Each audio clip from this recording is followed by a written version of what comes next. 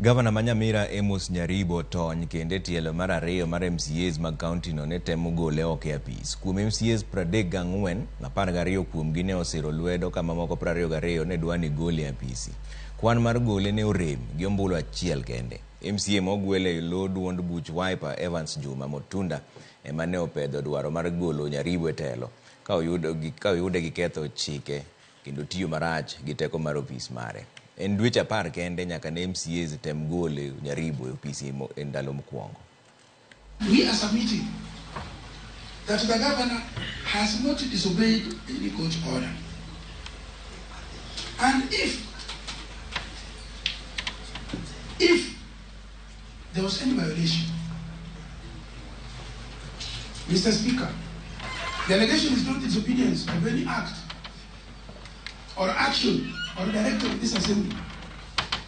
It's a disobedience of a court order, a court of competent jurisdiction. It's only that same order, that same court which has issued an order, which can make a finding that indeed some particular person or individual has violated or disobeyed its own order.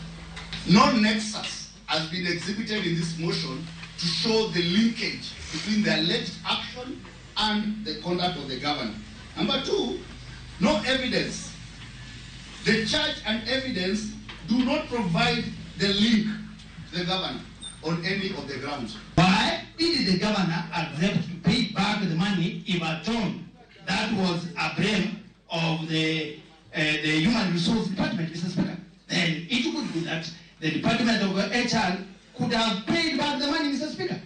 Kile mmoja amesema hapa eti mswada huu uchahitimu kuonekana kwa hii nyumba ya sheria hapa. Ningeomba sana tuambie ilikuwa inahitaji nini na nini ndio ihitimu ifike hapa, Mheshimiwa Spika. Hiyo ni kutuambia sisi hatuelewi na hatuoni penye tunaenda.